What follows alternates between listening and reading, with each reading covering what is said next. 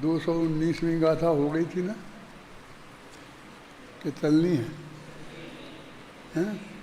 18 हो गई थी।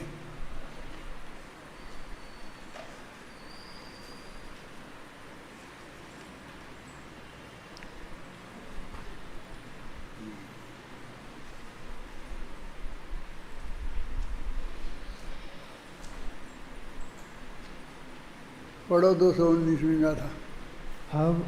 हवदिवन हवदि बंधो मदम हि जीवेद काय चेठम हि बंधो दुवमुवदीदो इति समणा छड्डिया सवम बंध हो या ना भी हो जे मरे तन की क्रिया से पर परिग्रह से बंध हो बस उसे छोड़े श्रमण जन। ये बात कल कही थी कि हमें दो तरह से बंध होता है, एक हिंसा से और एक परिग्रह से। तो हिंसा से बंध तो अनेकांतिक है, लेकिन परिग्रह से बंध एकांतिक है। अब कहेंगे ये कौन सा अनेकांत है? एकांत आ गया।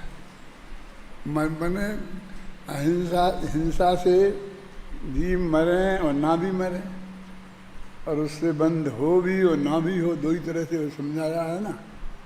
जीवों के मरने पर भी बंध ना हो, यदि वो नहीं है, यत्नाचार प्रवृत्ति है तो, और यदि यत्नाचार प्रवृत्ति है, यत्नाचार पूर्वक प्रवृत्ति नहीं है तो बंध होता है, और जीव ना भी मरे तो भी बंध होता है निरंतर। इसलिए अनेकांतिक है, मैंने दोनों तरफ से ये बात बनती है। लेकिन परिग्रह में एकांतिक है, मतलब तुम्हारे पास परिग्रह है तो बंध होगा होगा और होगा। कि तुम उसका उपभोग कर रहे कि नहीं कर रहे उसे कोई फर्क नहीं पड़ता। उसमें जो तुम्हारा एकत्व मत है, राग है, जो 24 घंटे विद्यमान है। देखो अभी हिंदी का ये पद्यानुवाद कितना अच्छा है, बंद हो या ना भी हो, जो ये अनेकांतिक का अर्थ किया है, कितनी सरल हिंदी है। बंद हो या ना भी हो, जिए मरे तन की क्रिया से। तन की क्रिया से जीव मरे तो बंद हो भी और नहीं भी हो, तो अनेकांतिक हो गया ना। होता तो ही एकांत होता, कि नियम से बंद होगा ही। पर परिग्रह से बंद हो, पर परिग्रह से तो नियम से बंद होता है, बस उसे छोड़ें श्रवणजन, इसलिए उसे श्रवणजन पूरी तरह से छोड़ देते हैं। गाथा का पूरा भाव स्पष्ट हो गया, अब बस सिर्फ पढ़ने की बात है।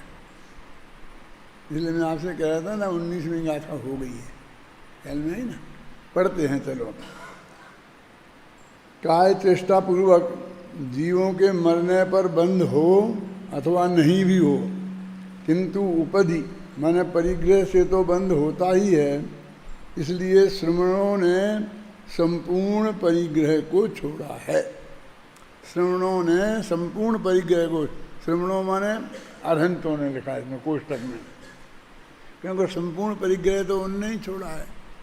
और जीवों का घात तो उनसे सबसे ज़्यादा होता है। मालूम आपको कैसे, कब? बोलो। हैं? हाँ, उनके शरीर में जो अनंत जीव होते हैं, और जब उनका शरीर औदारिक से परम औदारिक का होता है अनंत होने पर, तो वे सब जीव मर जाते हैं। तो दिव्य हिंसा तो सबसे ज़्यादा हुई, लेकिन उसे बंद नहीं होता, इसलिए अनेकांतिक है। समझ गया? अमृतचंद्राचार्य की टीका देखो। जिस प्रकार काय व्यापार पूर्वक परजीवों के घात को अशुद्धोपयोग के सद्भाव और असद्भाव के द्वारा अनेकांतिक बंध रूप होने से छेदपना अनेकांतिक माना गया है। ये टीका है देखो। अनेकांतिक मैंने कहा था ना, वो यही शब्द इसका प्रयोग किया है कि शरीर का जो व्यापार होता है, और हम यहाँ हर जगह राग शब्द का उपयोग नहीं किया, अशुद्धोपयोग का उपयोग शब्द का उपयोग किया। कि अशुद्धोपयोग है तो बंध है और शुद्धोपयोग है तो बंध नहीं है। और सीधा मोक्ष मार्ग और सीधा संसार मार्ग का ये है हिसाब किताब। बराबर जो शब्दावली है ना, हर जगह राग शब्द का प्रयोग करते हैं, वो ही इसी अर्थ में होता है, लेकिन इस अर्थ को हम नहीं समझ पाते हैं।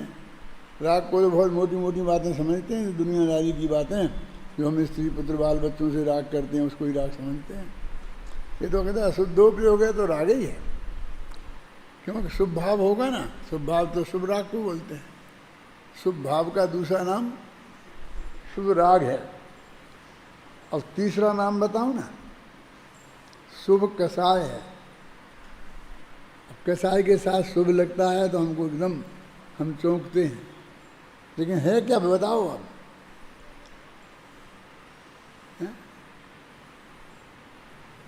वो आता ना, एक शेर मुनिराज को मारना चाहता था, वो सुअर बचाना चाहता था। सुअर भी है, सुअर होते हैं ऐसे क्यों, लोग में बहुत बदनाम है सुअर शब्द बेचारा है। तो अब वो शुभ राग था क्या, नहीं था। और जब उसने मारा दोनों ही मर गए, मैंने आपस में लड़के लड़के, शेर मर गया और सुअर भी मर गया। खैर शेर ने सुअर को मार दिया तो कोई बड़ी बात नहीं है, लेकिन सुअर ने शेर को मारा होगा तब उसने कितनी शक्ति लगाई होगी, तब उसे कितना तीव्र गुस्सा आया होगा, वो कितना एकदम क्रोध की आग में जल उठा होगा।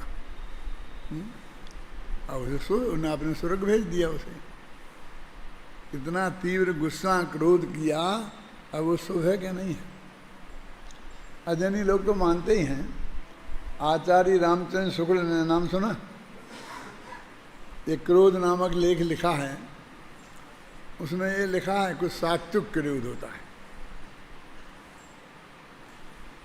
और ऐसा लिखा है कि यदि कोई गलत काम करता है और तुम्हें क्रोध नहीं आता है तो तुम नपुंसक हो।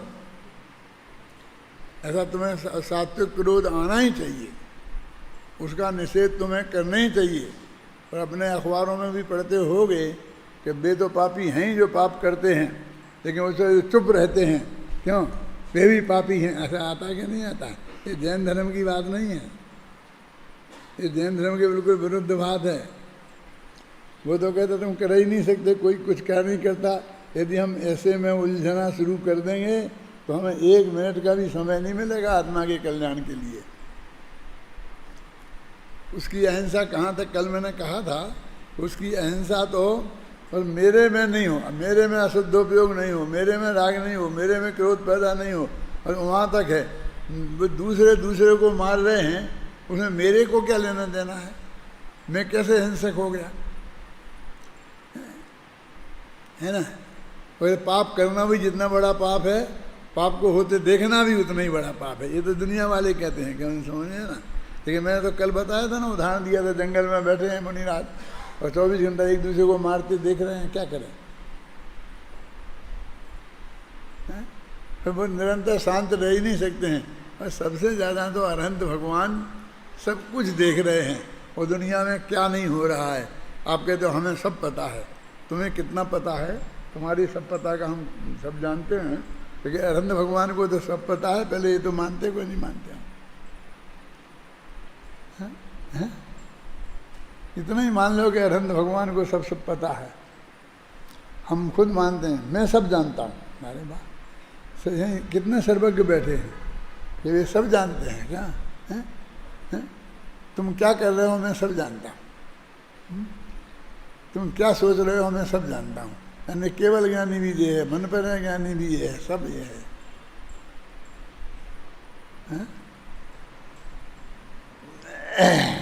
जिस प्रकार काय के व्यापार पूर्वक परजीवों के घात को अशुद्धोपयोग का सद्भाव और असद्भाव के द्वारा, देखो क्या कह रहे, परजीवों का घात हो रहा, अब उसमें भी बंध होता है और नहीं होता है। क्यों होता है कि अशुद्धोपयोग के सद्भाव के कारण बंध होता है, अशुद्धोपयोग के अभाव के कारण बंध नहीं होता है।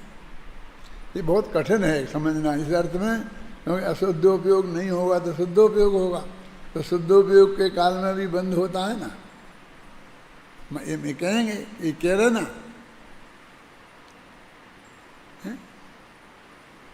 होता है। तुम तो सब पढ़े हो ना, कौन कौन से गुणस्थान में कितनी कितनी प्रकृतियों का बंध होता है। तो 7वें गुणस्थान में शुद्धोपयोग होता है, तो वहाँ कितनी प्रकृतियों का बंध होता है। तो बंद होता है ना, कितनी भी प्रकृतियाँ, दो कम होंगी कि दो ज़्यादा होंगी, है ना। पहले गुणस्थान में 16 प्रकृतियों की बंध विच्छुत्ति हुई, दूसरे में 25 की हुई, तीसरे में 4 की हुई, फिर चौथे में कितने की हुई, हाँ, फिर 5वें में 10 की हुई, फिर 6वें में होते होते कितनी प्रकृतियों की बंध विच्छुत्ति हो गई। अब बाकी की प्रकृतियाँ जो बची हैं उनका तो बंद हो रहा है ना, 7वें गुणस्थान में बंद होता है ना। वो शुद्धोपयोग से नहीं होता, इसलिए कहते हैं बंद नहीं होता। तो फिर काय से होता है कि वहाँ जो राग विद्यमान है, वहाँ राग विद्यमान है, उपयोग तो बिल्कुल निर्मल है। 3 कसाय के अभाव रूप शुद्ध परिणति है, तो 1 कसाय के सद्भाव रूप शुद्ध अशुद्ध परिणति है। ये अशुद्ध परिणति इसमें एक जगह ऐसा आया है, आगे आएगा कि यहाँ शुद्ध परिणति को ही शुद्धोपयोग कहा है। मैं नहीं खुद लिखा, मेरी पंक्ति उस पूरे प्रकरण चला आया है। तो कहा कि भाई वो घटते ही नहीं होता वहाँ शुद्धोपयोग है। वो कह रहे वहाँ शुद्धोपयोग है, शुद्धोपयोग है क्या। 6वें गुणस्थान में कह रहे शुद्धोपयोग है तो हिंसा नहीं होगी, तो 6वें में तो अशुद्धोपयोग ही होता है। आप समझ गए ना। तो वो कहते नहीं, वो शुद्ध परिणति को ही यहाँ शुद्धोपयोग कह रहे हैं। अभी देखना पड़ेगा आपको। इन शास्त्रों में ऐसा नियम है कि जो भी कथन हमारे महान आचार्यों के भी आवे हैं, और तो वो सामान्य कथन अलग होते हैं और विशेष कथन अलग होते हैं। जैसे पीत पद में शुक्ल लेस्या दुई त्री शेषु, समझ में आ गया। शुरू के 2 स्वर्गों में पीतलेस्या, 2 स्वर्ग 2 युगलों में, फिर 3 युगलों में पद्मलेस्या और शेष युगलों में शुक्ल लेस्या होती है। फिर इसकी जब टीका लिखी तो उन्होंने कहा कि नहीं, इसमें पद्म पीस ऐसे मिला के बताएं। तो उन्होंने कहा इसमें तो सूत्र में तो लिखा नहीं है, क्लियर लिखा है कि पीत लेस्या होती है, तुम पीत और पद में मिला के बता रहे हो। तो उन्होंने कहा अन्य शास्त्रों में विशेष कथन है। तो तत्वासूत्र की बात तत्वासूत्र में लिखनी चाहिए ना। अन्य शास्त्र की जब लिखो तुम टीका तब लिख देना कि नहीं, हम टीका लिख रहे हैं ना, तो हमको वो संगति बैठाना हमारी ड्यूटी है। तो सच्ची कौन बात है कि सच्ची तो दोनों है, लेकिन अपेक्षाएं हैं। तो बलवान कौन है,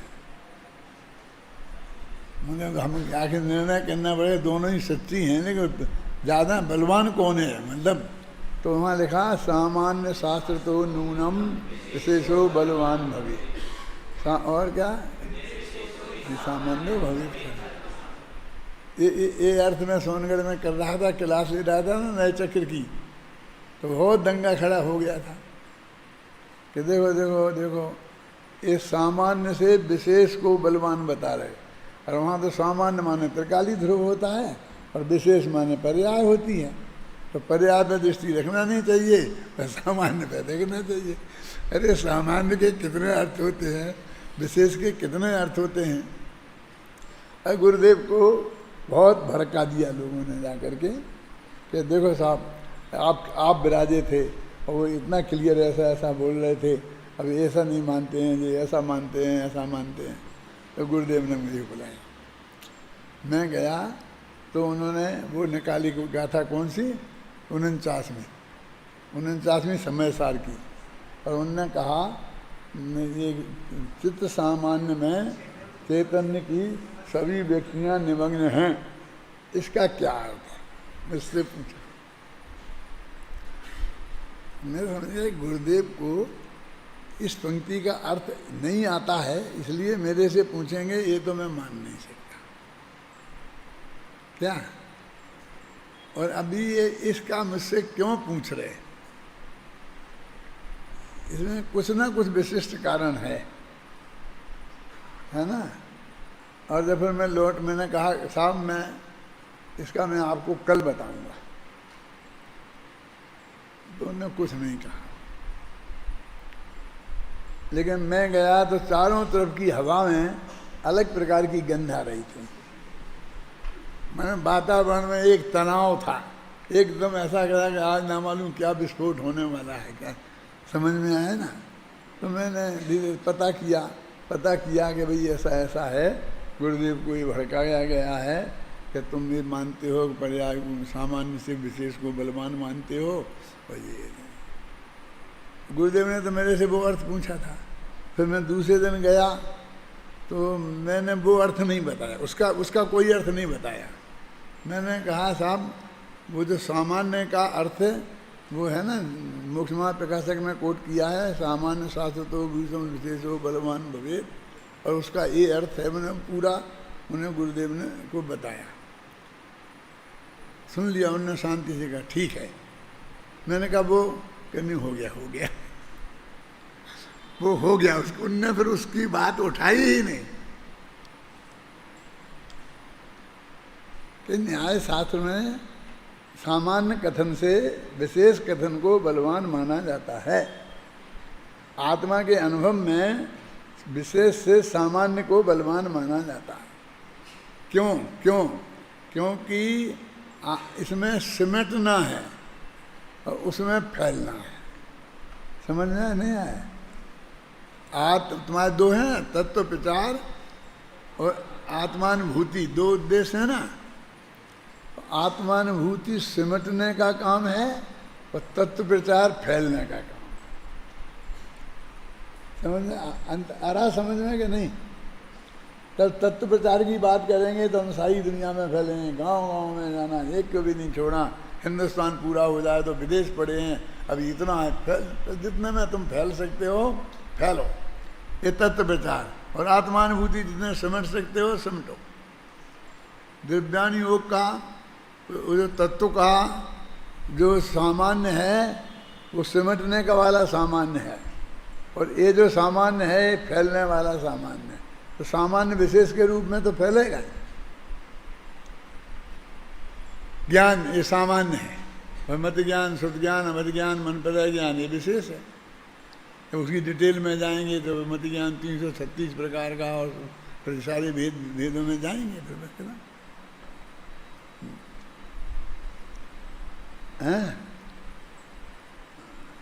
परिग्रह का अशुद्धोपयोग के साथ देखो, सर्वथा अविनाभावित्व होने से, सर्वथा अविनाभाव है, मैंने सर्वथा लगाया, समझ गया ना।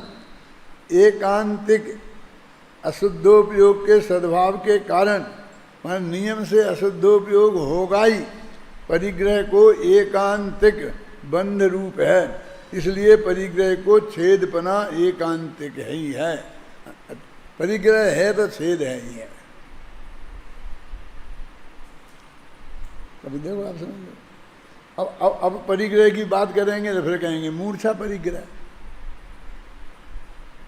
क्योंकि वो तो कह देंगे हमारे पास कुछ परिग्रह नहीं है।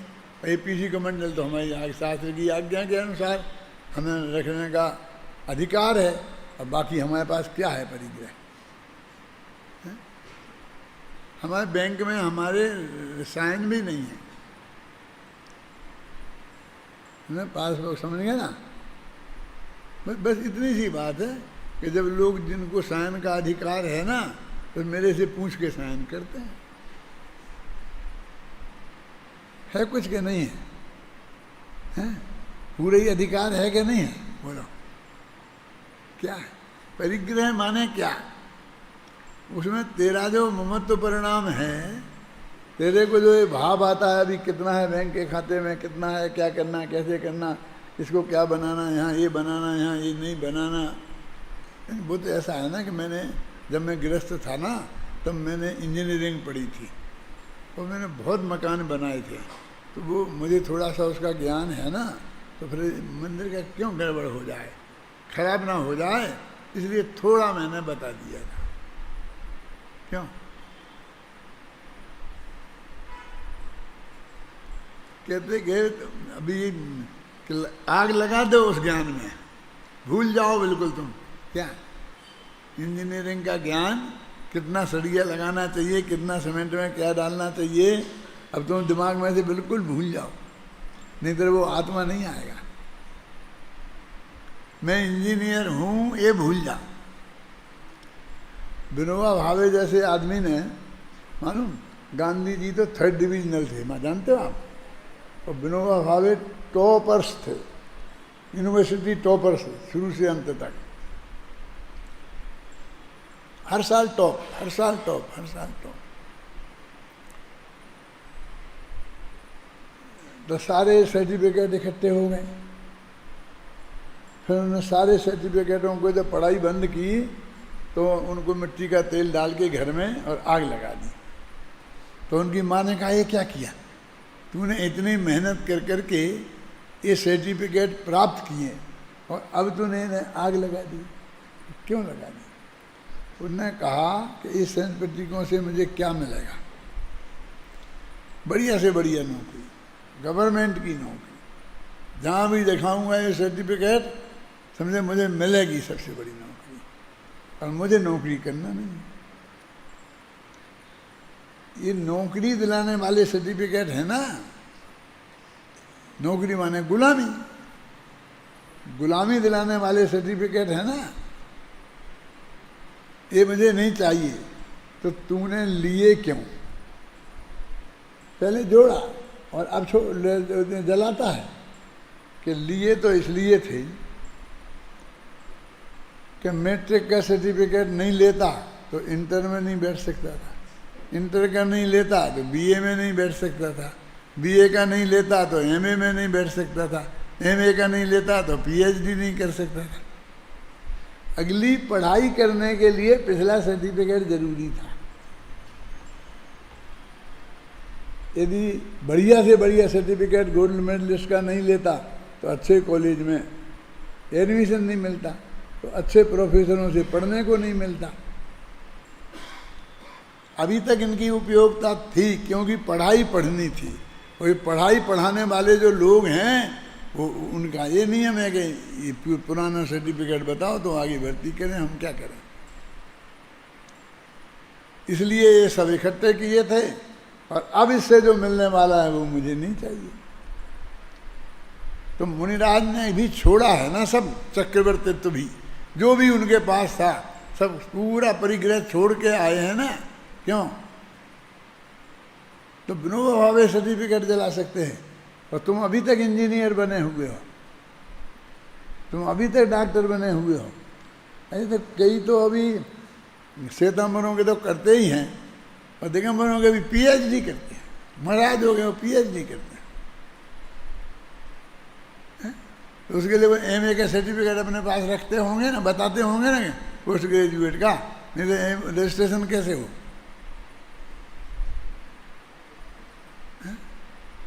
कि क्या जरूरत है उसकी, आप समझ में ना। परिग्रह को छेद पना भी एकांतिक है, माने अनिवार्य है। ख्याल में आ गया? यही कारण है कि परम श्रमण अरहंत भगवंतों ने पहले से ही स्वयं परिग्रह को छोड़ा है ना। देखो ऊपर तो लिखा है श्रमणों ने छोड़ा है, और इधर आचार्य अमृत में लिखा अतएव भगवंतो अरहंता परमा श्रमणा, ये लिखा है कि परम श्रमण है अरहंत देव, है ना। वो अपना श्रवण शतक पढ़ा क्या नहीं, महावीर को महाश्रवण लिखा क्या नहीं लिखा? श्रवणों के पढ़ो, शुरू के 3-4 छंद पढ़ो, ध्यान से सुनना। तो ये महा लिखा ना श्रवण, पर महाश्रवण लिखा अरहंत भगवान। श्रमण परंपरा के जनक भवसागर के पार, श्रमण शिरोमणि ऋषभ जिन वंदन बारंबार। श्रमण संस्कृति के प्रमुख भवसागर के तीर, कोटि कोटि वंदन करूं महाश्रमण महामी। महावीर पथ के पथिक जिनके भव का अंत, श्रमण संस्कृति में रंगे नग्न दिगंबर संत। ये श्रवण है, 3 प्रकार के श्रवण आ गए ना इसमें, इन श्रवण का वर्णन है। कहाँ पढ़ रहे थे अपन? अनंत। हाँ, यही कारण है कि परमाणु श्रवण अरहंत भगवंतों ने पहले से ही स्वयं परिग्रह को छोड़ा है, इसलिए दूसरे श्रवणों को भी अंतरंग छेद के समान समस्त परिग्रह छोड़ना योग्य है, क्योंकि परिग्रह अंतरंग छेद के बिना नहीं होता। ये बहिरंग छेद वाले परिग्रह की बात कर रहे। वो कहते हैं कि हिंसा में तो ऐसा होता है कि बहिरंग हिंसा हो और अंतरंग ना हो, लेकिन परिग्रह में ऐसा नहीं होता कि बहिरंग परिग्रह हो और अंतरंग नहीं हो। समझ में आया ना? ये स्पष्ट यहाँ इनने अंतर डाला है, क्योंकि वो हिंसा तो अपन करने से होती है। अपने बोलते हैं ना लोक में, जैसे अपन फिर मारें बचाएं ये करें, करे कुछ करो, लेकिन परिग्रह में तो कुछ करना है ही नहीं। बस जो भी संयोग हमें मिल गए हैं पुण्य पापोदय से, बस उन संयोगों में अपनापन, उसी का नाम मिथ्यात्व नामक परिग्रह है। उनसे राग, इसका नाम तारतम्य संबंधी परिग्रह है। तो वो तो है, बस खत्म उसी वक्त।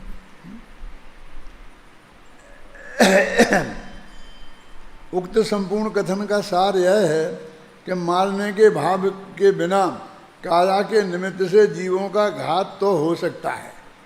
हम मारने का भाव नहीं हो और जीव हमसे मर जाए, पर रागादि के बिना परिग्रह का संग्रह नहीं हो सकता। इसलिए ऐसा तो कदाचित हो सकता है कि जीवों का घात होने पर भी बंध ना हो, पर ऐसा कभी नहीं हो सकता कि परिग्रह रखने पर भी बंध ना हो।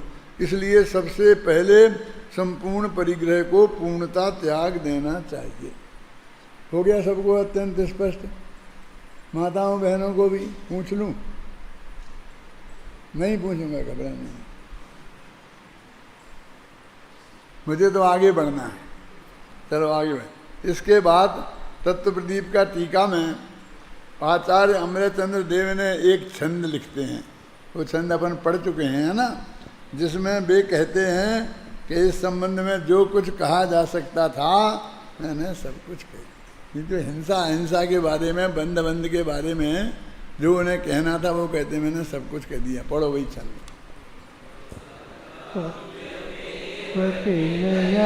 तदशेष मोक्त मेतावतैव यदि चेतयतेऽत्र कोऽपि व्यामोहजालमपि दुस्तरमेव नूनम् निश्चेतनस्य वचसामतिविस्तरेऽपि जो कहने के योग्य है कहा गया वह सब, इतने से ही चेत लो, अतिशय क्या है अब। इसका अर्थ अपन कर चुके हैं विस्तार से बीच में, सामान्य अर्थ करके आगे बढ़ता हूँ। देखो, वक्तव्य में किल यत् तत् अशेष मुक्तम, वक्तव्य में जो कहना चाहिए इस संदर्भ में वो सब कुछ कहा गया। अशेष मुक्तम, अशेष माने संपूर्ण, उत्तम माने कहा गया। यद वक्तव्यम, जो कहना चाहिए वो सब कुछ कहा गया। ये तदादेव चेतयते, यदि कोई आदमी होगा योग्य तो इतने से ही चेत जाएगा, माने इतना पर्याप्त है, उसकी समझ में सब आ जाएगा। और चेतना होगा तो चेत जाएगा। और अब वो कहते हैं कि व्यामोह जाल अति दुस्तर मेव नूनम निश्चेतनस्य, निश्चेतन, ये किन के लिए कह रहे? निश्चेतन कौन है? चेतन से रहित कौन है? क्या है? कौन है? निश्चेतन चेतन। समझ में आया?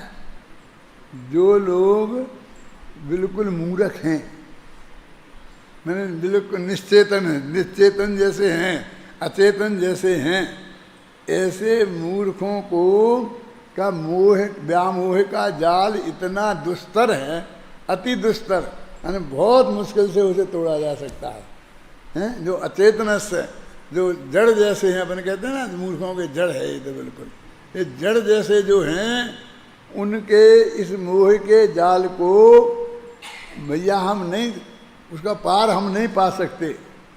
बच शाम अति विस्तरेण, अब अधिक कहने से क्या लाभ है? मैं तो यही बात खत्म करता हूँ। हिंसा के बारे में उन्हें जो बताना था, अथवा परिग्रह के बंध के बारे में उन्हें जो बताना था, वो सब मैं बता चुका हूँ। अब अधिक कहने से कोई लाभ नहीं है, क्योंकि जिनकी समझ में आना होगा वो इतने से ही उनकी में आ जाएगा, और जिनकी नहीं आना है उन्हें ब्रह्मापि तम नरम न रंजयति। जानते हो, पढ़ा है, नीति से रख पढ़ा है, कोर्स में था तुम्हारे। अज्ञा सुखमाराध्य,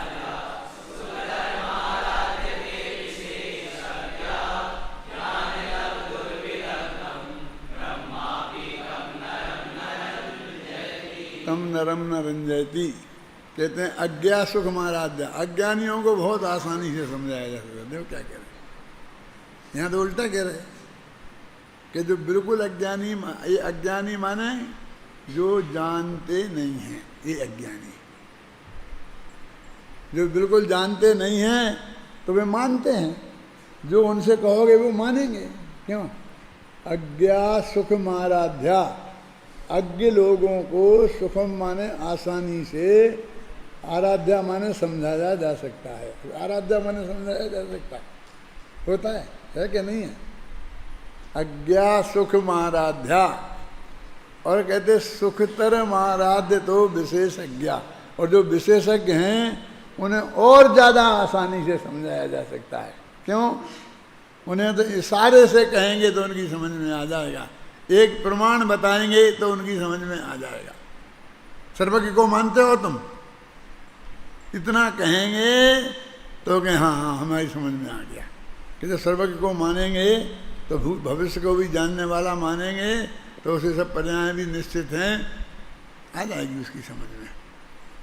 और जो बिल्कुल अज्ञानी हैं तो अपन ने कही तो हाँ साम मान लूँगा। अज्ञा सुख माराध्या सुखतर माराध्यते विशेषज्ञ ज्ञान लव दुर्विदग्धम। ये कौन लोग हैं? ज्ञान लव दुर्विद, ज्ञान का थोड़ा सा टुकड़ा मिल गया है जिनको, थोड़ा पढ़ लिया है, और वे दुर्विदग्धम बुरी तरह जले हुए हैं। मैं सब कुछ जानता हूँ, हाँ मैंने सब देखा है, हाँ मैं सब जानता हूँ। ये लोग कौन है? ज्ञान लव दुर्विदग्धम, ज्ञान का छोटा सा टुकड़ा पाकर बुरी तरह जले हुए हैं। जली हुई लकड़ी होती है वो रस्सी, रस्सी कि वो जल गई लेकिन उसकी जो ऐंठन नहीं गई। ऐंठन समझते हो? लकड़ी देखी, रस्सी देखी है ना, ऐसी ऐसी ऐंठ के बनाई जाती है ना, तो वो जल भी जाती है तो उसका जो वो रहता है वो बिल्कुल उसमें दम नहीं रही, लेकिन आकार बना रहता है। अपन कहते हैं रस्सी जल गई लेकिन ऐंठन नहीं गई, समझे ना? तो ज्ञान लव दुर्विदग्धम, थोड़ा सा ज्ञान प्राप्त कर कर जो बुरी तरह जल गए हैं, तम नरम ब्रह्मापि न रंजयति, उन मनुष्यों को ब्रह्मा भी नहीं समझा सकता है। यही बात यहाँ कही है। क्या कही है? वक्तव्य में, बोलो बोलो, वक्तव्य में शेष मुक्त में तावतैव चेत यतेत्र कोपि व्यामोह जाल मत दोस्तर में नूनम निश्चेतनस्य वचसा मति विस्तरेपि। अब अगली गाथा पढ़ो। नहि निर्वेखो चागो नहवद भिक्षुस् आशय विशुद्धि अविशुद्धस्य चित्ते कहं नु कम्मखो विहिदो यदि भिक्षु के निरपेक्ष ना हो त्याग तो शुद्धि न हो तो कर्म क्षय हो किस तरह अविशुद्ध भावों से कहो। अब तो बहुत सरल गाथाएं आ रही हैं समझने की दृष्टि से, तो जितनी ज़्यादा अपन एक साथ खींच सकते हैं खींचना चाहिए, हैं कितना क्लियर लिखा है देखो। यदि भिक्षु के निरपेक्ष त्याग ना हो, मतलब निरपेक्ष त्याग नहीं इस अपेक्षा, मैंने इस अपेक्षा तो छोड़ दिया है, पर लेकिन थोड़ा सा इस अपेक्षा रखा है ख्याल में, आप समझे ना। तो ये अपेक्षा लगा करके किसी न किसी तरह परद्रव्य को अधिकार रखना चाहते हैं, वो निरपेक्ष त्याग नहीं है। कैसा आप ये रख लो कि पीछे कमंडल रख सकते हैं और नहीं कि नहीं वो अपने यहाँ 3 उपकरण है ना, कौन कौन, और एक शास्त्र इसमें लिखा अल्प शास्त्र। और फिर उन्होंने कह दिया कि तुमने 3 रख लेना तो हमने 13 रख लिया, क्या फर्क पड़ता। तो श्वेतांबर लोग ने 14 रख लिए मालूम। उपकरण तो 3 हो सकते हैं, तो जो तर्क 3 के साथ होगा वो 13 के साथ हो जाएगा, 14 के साथ हो जाएगा। वो तुमने अभी पाठ किया ना एक गाथा का ज़्यादा का, क्योंकि मैं लेट हो गया था, मुझे बताने के लिए कि तुम लेट हो गए हो। ये गाथा का पाठ किया था ना, वो श्वेतांबरों के लिए थी, इसलिए मैंने उसके पहले ही बंद करा दिया था तुम्हारा। अब पढ़ो पढ़ो पढ़ो वो गाथा, वो श्वेतांबरों के मत के खंडन के लिए थी गाथा, इसलिए मैं नहीं चाहता था कि वो बात अभी छेड़ूं। वस्त्र बर्तन यति रखें यदि यह किसी के सूत्र में ही कहा हो तो बताओ यति निरारंभी किस तरह। वस्त्र बर्तन आदि को जो ग्रहण करता है शमन नित चित्त में विक्षेप प्राणारंभ नित उसके रहे। यदि वस्त्र बर्तन ग्रहे धोवे सुखावे रक्षा करे खो न जावे डर सतावे सतत ही उस शमन को। आगे ख्याल में श्वेतांबरों की मत की अपेक्षा है, क्योंकि वस्त्र बर्तन वो रखते हैं ना, ये चदरा वो उड़ते करते हैं ना, और वो जो खाना लेने के लिए जाते हैं तो वो लकड़ी के बर्तन रखते हैं ना वो, हैं तो वस्त्र बर्तन रखे ये है। देखो ये आगे की जो गाथाएं हैं वो श्वेतांबर मत के खंडन की दृष्टि से हैं, और अभी उन्हें 7-8 गाथाओं का एक ग्रुप है, 7-8 नहीं 12-13 गाथाएं हैं इसके ही आगे, है ना। तो इसके बाद जो आएगा ना तुम्हारा कौन मोक्ष मार्ग प्रज्ञापन अधिकार, उसमें स्वाध्याय की महिमा के गीत गाएंगे, आगम चिट्ठा तदो जेठा। फिर उसके बाद आएगा तो वो सब यानी एक बराबर व्यवस्थित एक प्रकरण चल रहे हैं आसमान इसमें। अभी ये श्वेतांबर मत की बात यहाँ से शुरू हुई है, लेकिन तुमने एक ही गाथा बोली, क्यों मैं आ गया तो फिर 2 छोड़ दी थी। अभी तुमने 3 पढ़ी ना, 3 पढ़ी थी तुमने कि 1 पढ़ी थी। चलो तो एक बता रहे हैं वस्त्र बर्तन आदि का भी जिनके यहाँ रखने का विधान है, तो फिर इसमें श्वेतांबर शामिल हो गए। ये आचार्य अमृतचंद्र की टीका में ये गाथाएं नहीं है, ये जयसेनाचार्य की टीका की गाथाएं हैं। इन गाथाओं के आधार पर विद्यासागर जी महाराज ने, देखो मैं जो बहुत प्रमाणिक बात है वो कहता हूँ, मैं जानता हूँ कि जब टेप हो रहा है टीवी पे जाएगा तो उनके भक्तों तक पहुँच जाएगा, वे भी सुनते होंगे तो उन तक भी पहुँच जाएगा, कोई छिपी हुई बात नहीं है। उनने कहा कि वो अमृतचंद काष्ठा संगीत है ना, तो उन्हें श्वेतांबर मत का खंडन इष्ट नहीं था, इसलिए उन्हें गाथाओं को नहीं रखा अपने, उन्हें प्रवचन सार में से ही हटा दिया। यानी अपन तो ये कहते हैं कि जयसेनाचार्य की टीका में ये गाथाएं अतिरिक्त हैं, क्या है ना। वे ये कहते हैं कि नहीं वो पूरी गाथाएं तो वे ही हैं, और अमृतचंद्राचार्य ने सेलेक्टेड रखी, जो उन्हें पसंद नहीं थी वो उनने हटा दी। क्या अमृतचंद्राचार्य को तुमने बहुत गहराई से पढ़ा है, आत्मख्याति पढ़ते हो, ये सब पढ़ते हो कि नहीं, इतने कहीं दिखता है? अरे जो पृथ्वी कमंडल के लिए भी इतनी इतनी बहस करते हैं, वे इन बातों को स्वीकार कर सकते हैं? वे स्त्री मुक्ति वे गाथाएं जो है ना आगे की, वे स्त्री मुक्ति संबंधी गाथाएं हैं, है ना। तो उनने ऐसा कमेंट्स किया था, गुरुदेव के पास आए, गुरुदेव कहते हो कैसी बात करते हैं, अमृतचंद्राचार्य की, यानी हम कहीं ना कहीं से, क्योंकि कोई चीज़ हमको अमृतचंद की इष्ट नहीं लगती है, जयसेन की अच्छी लगती है, तो कहो ना, कोई दिक्कत नहीं है। मैंने कहा कि 320 गाथा समय सार की वे गुरुदेव के कितने बड़ी पूरी किताब है, दादा ने किताब लिखी है ना, क्या नाम है, 320 गाथा पे जो प्रवचन है गुरुदेव की, उसकी पूरी एक किताब प्रवचनों की दादा ने संपादित की है। क्या नाम है मुझे मालूम है। तो खैर, तो वो मैंने कहा 320 गाथा हुई, इतना कैसे, वो तो उनके मन का था ना, इसका मन का था इसलिए देख लिया, उसमें आत्मा के अनुभव की बात है, ख्याल में है ना। तो यही कह रहे हैं ना कि उनके मन का था, तो आत्मा के अनुभव की बात हमारे मन की बात है, इसमें कौन सा बड़ा अपराध है?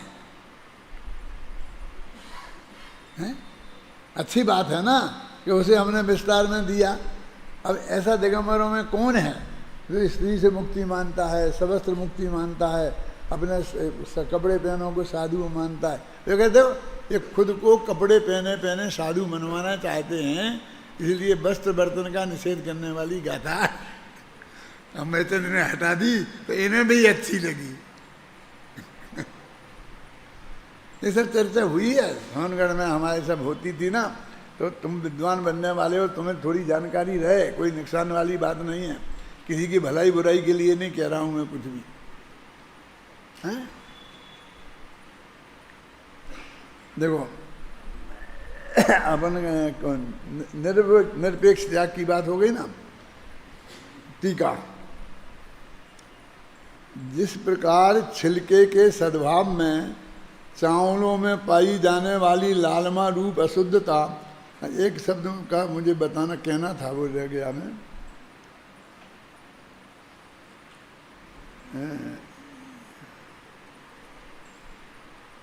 ये गाथा में गाथा पढ़ो, यदि भिक्षु के निरपेक्ष ना हो त्याग तो शुद्धि न हो।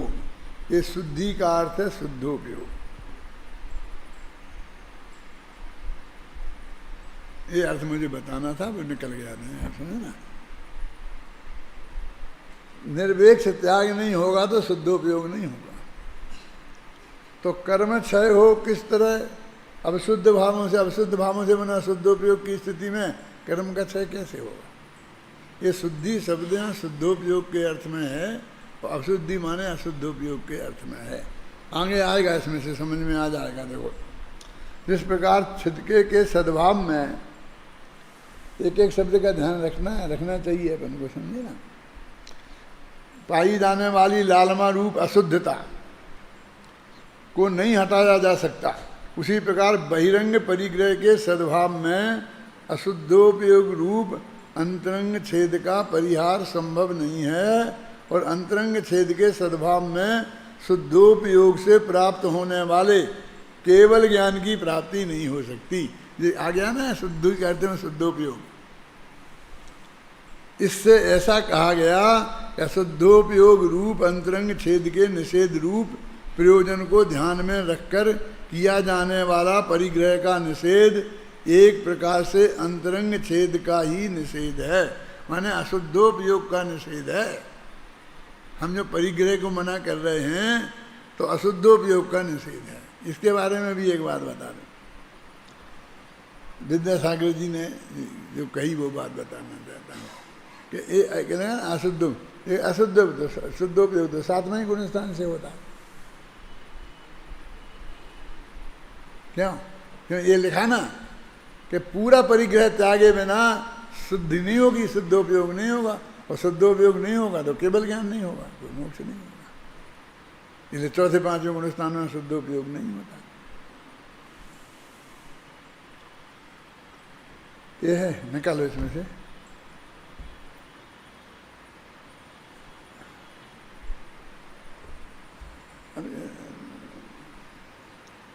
देखेंगे बाद में, देखेंगे। सुनो, मैंने इसलिए इसमें मेरे पास जो कॉपी है ना घर पे, उसमें से इन शब्दों के लिए मैंने कोष्टक में कुछ लिखा है। शायद शांति जी को बताया था मैंने कि ये क्या कहना चाहते हैं, यानी परिग्रह के शुद्धोपयोग नहीं होगा। तो मैंने वहाँ ये लिखा है, बताना चाहता हूँ कि वे कहते शुद्धोपयोग नहीं होगा, काहे के परिग्रह के पूरा त्याग हुए बिना हैं, इसलिए वे सातवें गुणस्थान से मानते। मैंने एक यहाँ कि सातवें गुणस्थान के योग्य जो साक्षात केवल ज्ञान प्राप्त करने का कारण है, ऐसा शुद्धोपयोग नहीं होता। और चौथे में जो होने योग्य जो आत्मानुभूति है, और पांचवें में होने योग्य जो है वो होती है। आगे समझे, ये मैंने आपने। और दूसरी बात ये है कि वहाँ जो आई है एक जगह कि छठवें स्थान में शुद्धोपयोग है, तभी तो होती है नजरा, नहीं नजरा कैसे होती है? तो कहाँ है शुद्धोपयोग? सतवें में तो स्पष्ट ही नहीं है। तो मैंने वहाँ कहा कि जो आत्मा वो है ना, तीन के साथ शुद्धि, क्या बोलते हो, परिणति की शुद्धि, तो उसके लिए शुद्धोपयोग कह रहे। बोलो क्या करें, निकालना पड़ेगा ना, वही आगम के अनुसार अर्थ निकालना चाहिए, उसे घबराना नहीं कि क्लियर लिखा है, क्लियर लिखा है, लिखा है तो लिखा है, लेकिन वस्तु स्थिति तो ऐसी है ना।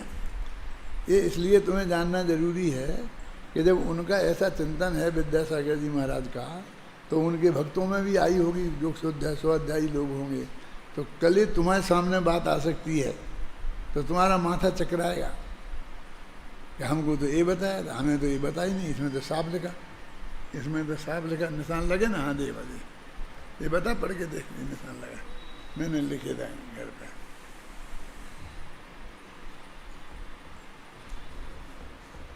वो जो शब्द लिखा है, उसका जो कोष्टक लिखा है, वो पढ़ के सुना ना ढंग से।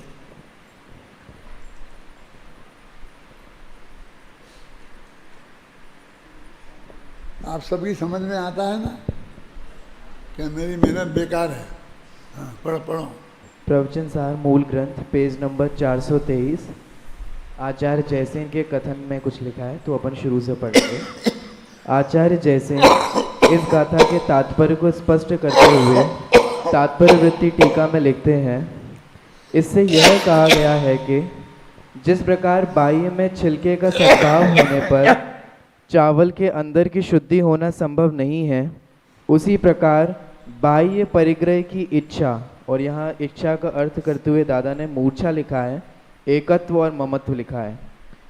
इच्छा विद्यमान होने पर निर्मल आत्मा की अनुभूति रूप शुद्धि होना संभव नहीं है। इच्छा माने चारित्र मोह के उदय से होने वाली नहीं है ये बात, ये मूर्छा है। मूर्छा माने मिथ्यात्व के उदय से होने वाला एकत्व ममत्व का परिणाम है, ऐसा मैंने वहाँ कोष्टक में लिखा है। और उसी प्रकार बाह्य परिग्रह की इच्छा अर्थात मूर्छा एकत्व ममत्व विद्यमान होने पर निर्मल आत्मा की अनुभूति रूप अर्थात शुद्धोपयोग रूप सातवें गुणस्थान के योग्य शुद्धि होना संभव नहीं है।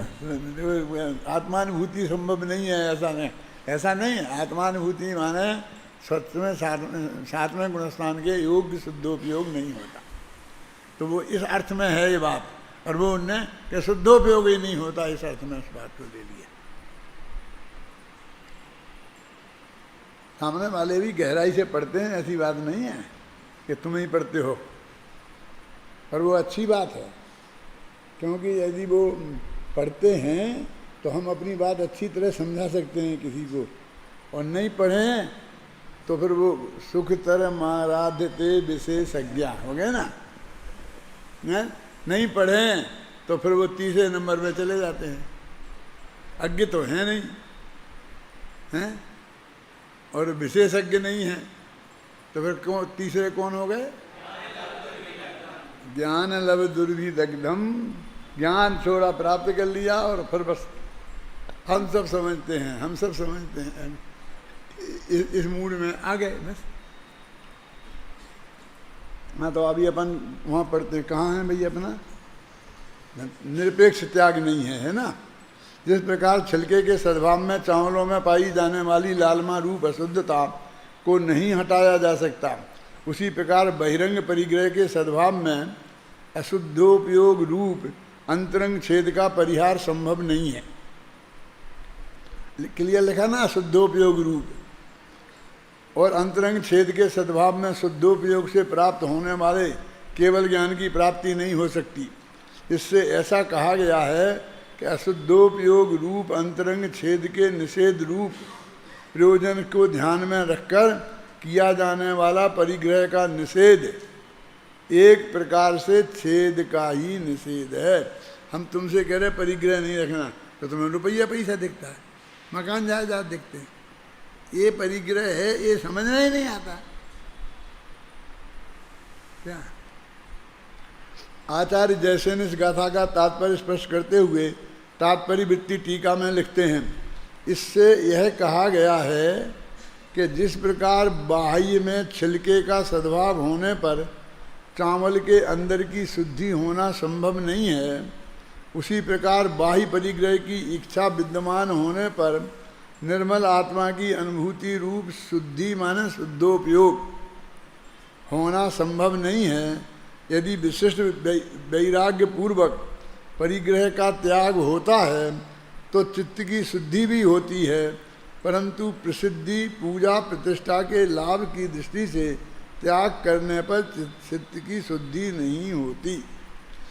ये यहाँ पर जयसेनाचार्य का है, तो ये मतलब बारीक बात है ना उस दृष्टि से कि यहाँ पे जो निषेध कर रहे हैं परिग्रह का, वो क्या है, क्या चीज़ है। बाह्य परिग्रह परद्रव्य हैं, सुनना, और परद्रव्यों से आत्मा का कोई बिगाड़ सुधार नहीं होता। यद्यपि यह बात परम सत्य है, अपने गुरुदेव तो बार बार बोलते हैं ना, अपन सब लोग बोलते हैं, तथापि मुनिराजों को जब तक तिलतुष मात्र भी बाह्य परिग्रह रहता है तब तक वास्तविक मुनिदशा प्रकट ही नहीं होती। ये अत्यंत स्पष्ट है।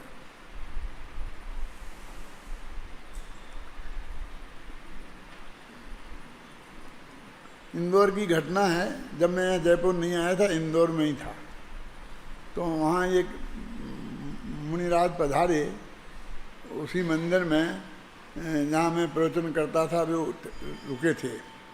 तो मेरे प्रवचन के टाइम पर वो मुझे ही करने देते थे, खुद नहीं करते थे, है ना। और मैं प्रवचन करता था भी, फिर ने एक दिन मुझे बुलाया और फिर मेरे से बोले कि पंडित जी एक बात मैं आपसे पूछना चाहता हूँ। मैंने बोलो सब फरमाओ, हम में क्या कमी है आप हमें बताओ। महाराज कैसी बात करते हो, आप महाराज हो, बुजुर्ग हो, सब समझते हो, मैं आपकी क्या कमी बताऊंगा। नहीं महाराज, नहीं बताओ। हम सच्चे दिल से अपनी कमी निकालना चाहते हैं, इसलिए हम आपसे पूछ रहे हैं क्या हमें क्या। मैंने कहा महाराज मैं नहीं बता सकता ना, मैं ऐसे जान सकता ना, मैं इसका अधिकारी हूँ कि मैं आपको ये बताऊँ। तब वो बोले कि फिर अब हम में कोई कमी नहीं है तो आप नमस्कार क्यों नहीं करते हैं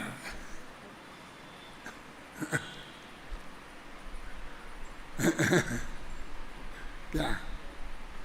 मैंने कहा महाराज इन बातों की चर्चा करने से कोई फायदा नहीं है,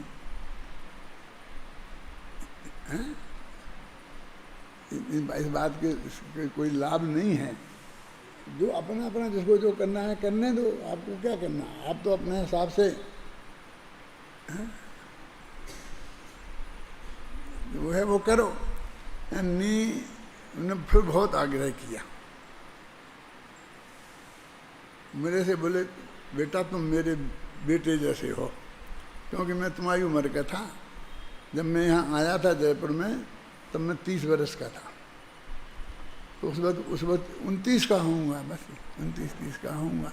महाराज तो 70-80 के थे।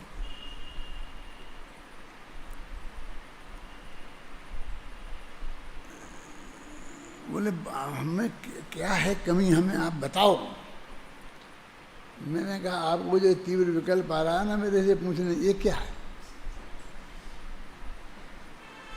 मैंने आपको नमस्कार किया क्या नहीं किया, ये क्या है? आपका उपयोग इसमें डिस्टर्ब क्यों हुआ? माने कोई और बाहर की कुछ और चीज़ें बताने की ज़रूरत क्या है? इस सूक्ष्म जो चीज़ें हैं ये एकदम स्पष्ट हैं, जो आप समझ में आई ना। छोड़ो, आपके ख्याल में आदि बात कुछ आई है तो सोचो, कोई तत्व ज्ञान में कोई बात हो तो पूछो। मुझसे जानना है तो कोई तत्व ज्ञान की बात ऐसे पूछो कि कोई तत्व ज्ञान की गहरी बात सुनाओ, आपको आती हो तो मैं बोलूँगा जो कुछ मुझे बोलना है। क्या तो देखो, बाह्य परिग्रह परद्रव्य है और परद्रव्यों से आत्मा का कोई बिगाड़ सुधार नहीं होता। यद्यपि यह बात परम सत्य है, तथापि मुनिराजों को जब तक तिलतुष मात्र भी बाह्य परिग्रह रहता है तब तक वास्तविक मुनिदशा प्रकट नहीं होती है। देखो, एक तो परद्रव्य कुछ नहीं करता, कुछ बिगाड़ता सुधारता नहीं है, और फिर भी एक रूमाल रख लें तो कह देते मुनिदशा, तो मुनिदशा नहीं होती है। और ये रूमाल ने तो इतना तो बिगाड़ दिया कि हम जो अपने को सर में साथ में गुणस्थान वाला मानते थे, तो हमें 1 मिनट में पहले में पहुंचा दिया है? क्यों? ऐसा ही हुआ ना, 7वीं क्लास में भर्ती होने आया था और पहली में भर्ती कर दिया। क्या हो गया कि ये रूमाल से थोड़ा गड़बड़ होती है ना इधर, इसलिए पहुँच लेते हैं। क्या हो गया? ये रूमाल हमारा क्या करेगा? तुम तो उस गुरु के शिष्य हो जो कहते हैं कि परद्रव्य आत्मा का कुछ नहीं करता। समझे ना? हमारा ही वाक्य हमारे ही माथे पे सुनो है, क्योंकि अंतरंग परिग्रह में एकत्व ममत्व बिना बाह्य परिग्रह रहता ही नहीं। कहते हैं ये रूमाल से कुछ नहीं हुआ, घबराना नहीं, लेकिन इसमें एकत्व ममत्व के बिना, इसके राग के बिना ये यहीं पड़ा रहेगा, ये तुम्हारे साथ जा नहीं सकता। समझ में आया ना? ये रह नहीं सकता।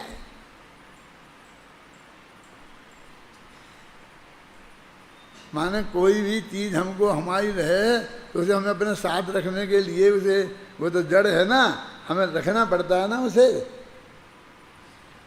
कि महाराज मैं आपकी सेवा में आपके साथ रहूँगा, कि भैया नहीं, मुझे कुछ नहीं चाहिए, मुझे कुछ सेवा में नहीं चाहिए, मुझे साथ में नहीं रखता हूँ। आपके माथे पे क्या बोझ है? हम अपने पैरों से चलेंगे, चलोगे तुम अपने ही पैरों से, तो हमें विकल्प आएगा कि वो आया कि नहीं आया, कहीं रह तो नहीं गया, कहीं भूल तो नहीं गया, कहीं वो भूखा तो नहीं रह गया, मर गए हम। मैं कहता हूँ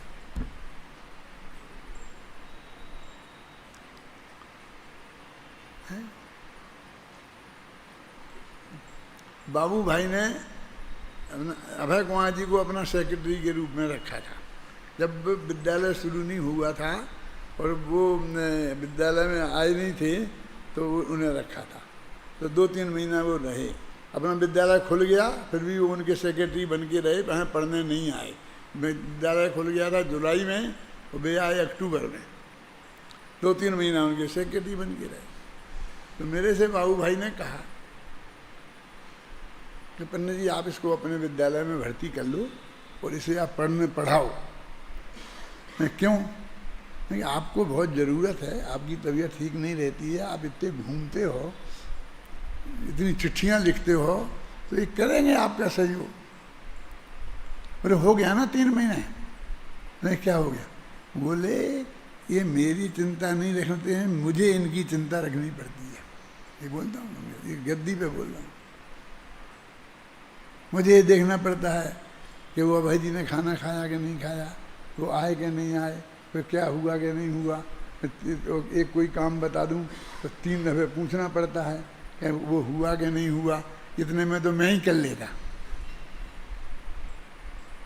इसलिए मैं आपसे हाथ जोड़ता हूँ, इन्हें पढ़ने दो, पढ़ा दी। और फिर उन्हें समझाया, हमने भी मान गए पादनी जी और हम, फिर यहाँ भर्ती हुए। वो तो अच्छे पढ़े, सब बातें आज हैं, आप सब जानते हैं।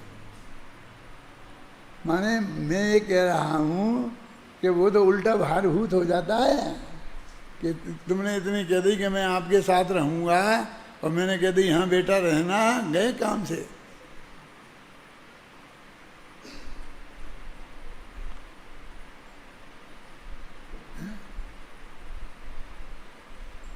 अरे तुम हमारी चिंता नहीं करो तो कम से कम हमें तो तुम्हारी चिंता नहीं करनी पड़े, क्यों? ऐसा तो होना चाहिए। तो मुनिराज का नहीं, किस हमें नहीं, हमें नहीं चाहिए, कोई नहीं चाहिए, कोई नहीं चाहिए। देखो क्योंकि अंतर में परिग्रह में एकत्व मत बिना बाह्य परिग्रह रहता ही नहीं, ऐसा नियम है। बाह्य परिग्रह की बुद्धिपूर्वक उपस्थिति और उसकी संभाल का भाव रागादि भाव रूप ही है। तात्पर्य यह है कि बहिरंग छेद अंतरंग छेद का आयतन है, अतः अंतरंग छेद के त्याग के बिना लिए बहिरंग छेद रूप परिग्रह का पूर्णतः त्याग आवश्यक ही नहीं, अपितु अनिवार्य है। अब इसके के बाद तात्पर्यवृत्ति टीका में 3 गाथाएं हैं जो अमृतचंद की टीका में नहीं है। वो अपन ने पढ़ ली है ना, अभी पढ़ी थी ना, और उनका पद्यानुवाद भी पढ़ लिया है। और उसके बाद इसमें कुछ है नहीं, पद्यानुवाद के बाद में 4 लाइनें हैं बस, है ना, वो भी पढ़ लेना। यदि कल मुझे थोड़ा बहुत विकल्प आएगा, एक दफ़े पढ़वा लूँगा और बोल दूँगा, और फिर आगे बढ़ूँगा तेज़ी से, ख्याल में है ना। फिर